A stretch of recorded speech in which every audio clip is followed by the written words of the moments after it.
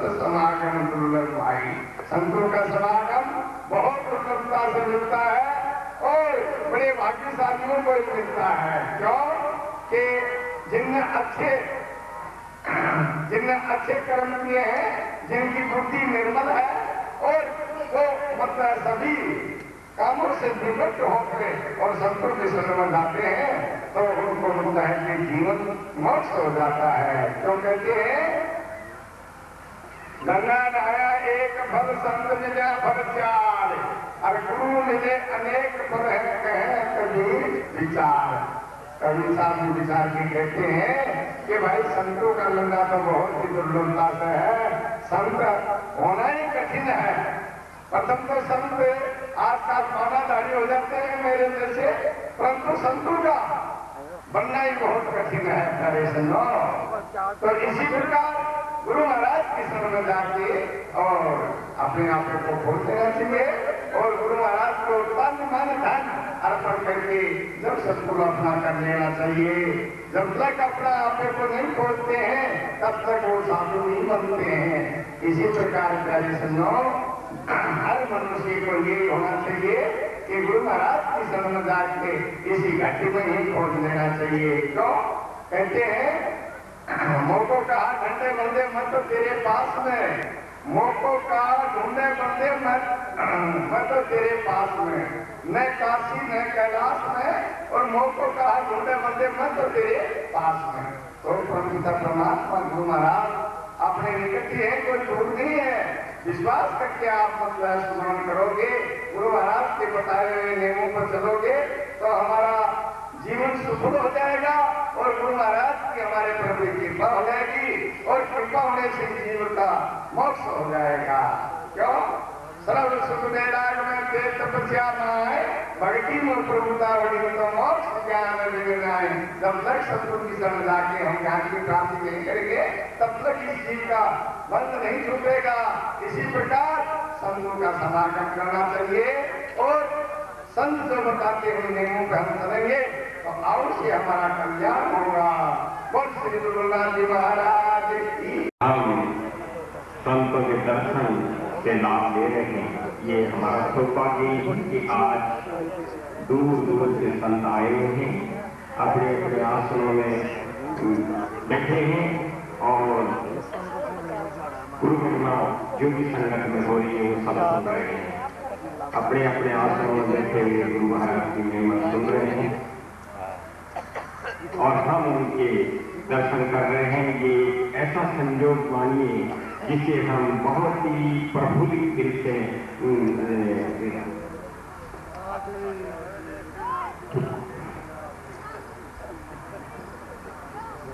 देखिए बाबा भैरवनाथ जी की कृपा देखिए, बहुत दूर से चल के आए हैं आज हमारे पास। मैं समझता हूँ ये कम से कम भी तो 100 किलोमीटर 200 किलोमीटर से आ रहे हैं। तो ये आए हैं, हम इनकी पूर्ति यहाँ ही मान लेते हैं। बहुत दूर से आए हैं।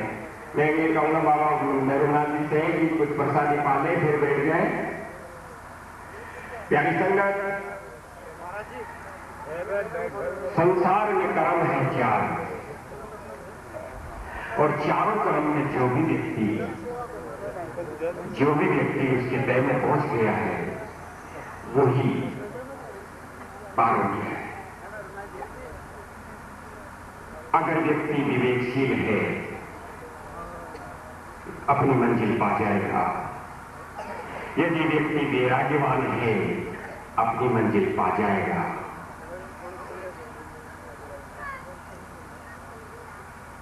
यदि व्यक्ति योगी है अपनी मंजिल पा जाएगा और व्यक्ति भक्त है अपनी मंजिल पा जाएगा। ये 4 मार्ग है। भक्ति का मार्ग ले लीजिए, योग का मार्ग ले लीजिए, वैराग का मार्ग ले लीजिए और विवेक का मार्ग ले लीजिए। किसी भी मार्ग से चल पड़ेगा वो चारों की मंजिल पा जाएगा। और अगर किसी भी मार्ग में अधूरापन रह जाएगा तो मेरे बंधुओं, किया कर्म तो कभी निष्फल नहीं जाएगा, लेकिन मंजिल भी दूर रह जाएगी।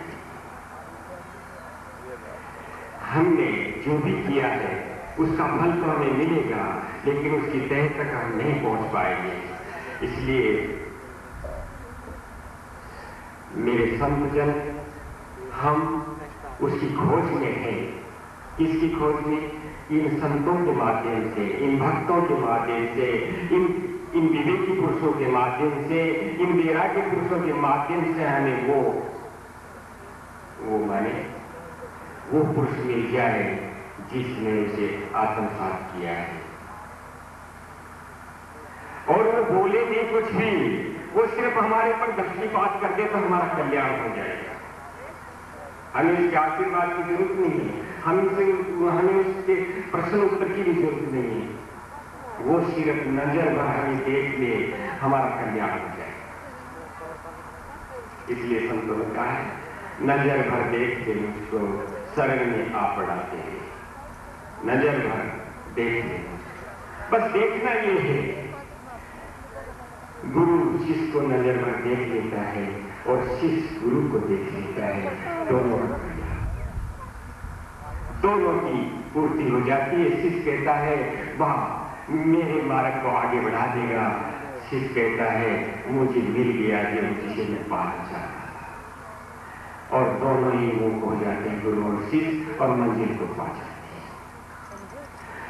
बस हृदय इस जगह जो है प्रभु की क्या मतलब इतनी खुशी होती है इस जगह पहुंचने के बाद कि रोने का मन करता है। प्रभु रोने का मन करता है इस जगह, यदि कोई गुरु का लाल मिल जाए, कोई गुरु का प्यारा मिल जाए।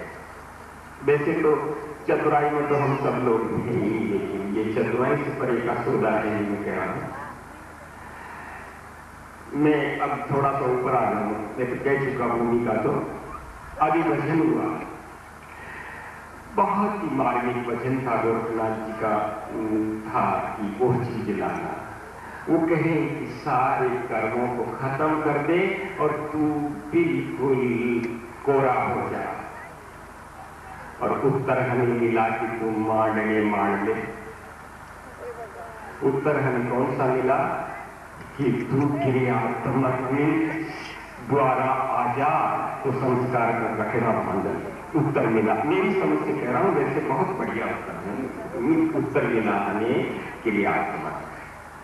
और संत का प्रश्न है निष्क्रियता। बड़ा हर्षित हुआ, मैं भी हर्षित हुआ। इसलिए मैं खुशी हुई, कम से कम किसी संत ने हमें एक जगह ताची तो दी कि यहाँ बोल, तो तू यहाँ बोलेगा तो आगे ही बढ़ जाएगा। मैं जादू महाराज का एक छंद जो मैंने सीखा है सो बताऊं, इसी विषय को लेकर के है कि योगी वो बैरागी है, योगिया बैरागी बाबा, योगिया बैरागी बाबा रहे अकेला उन्मूल लागा। योगिया बैरागी बाबा रहे अकेला उन्मूल लागा। आत्म जोगी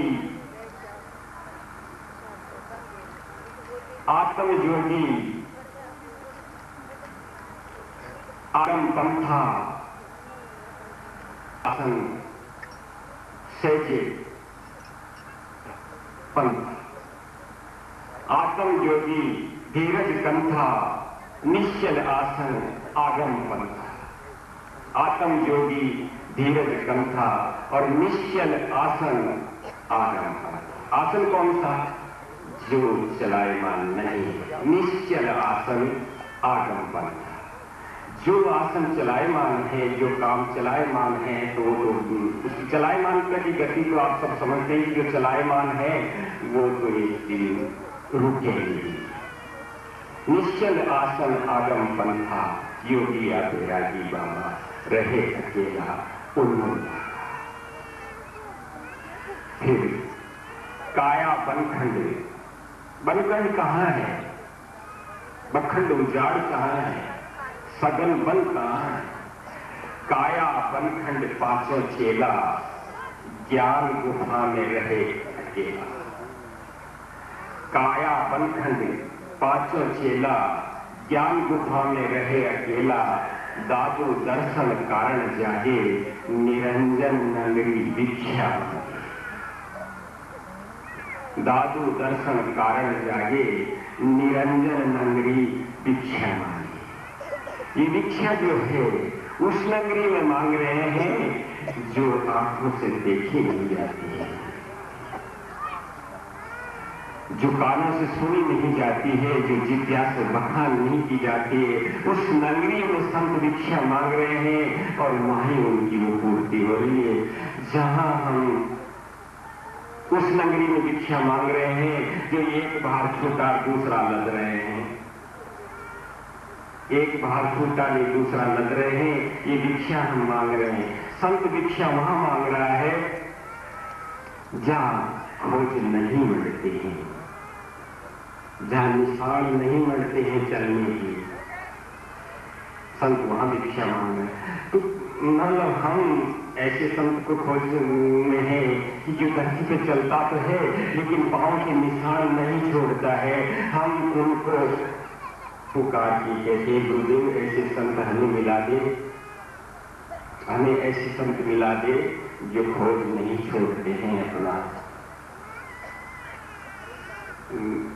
मैं इतना कहूंगा, किसी मार्ग में हम कदम रखते हैं तो मेरे बंधु मेरे भक्त, तो मजा तो तब रहेगा कि जब हम उसके तन को पा जाएं। हमारी आस वो रहनी चाहिए कि मेरा लक्ष्य मुझे मिल जाए, चाहे मैं किस जगह हूं, मेरा लक्ष्य कैसा ही है, मुझे मेरा लक्ष्य मिल जाए।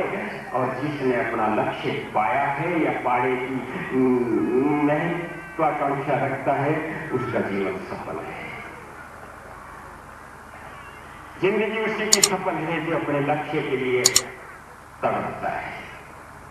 गुरु महाराज कीजिए, ज्यादा नहीं बोला जाएगा, लेकिन और त्रुटि हुई उसके लिए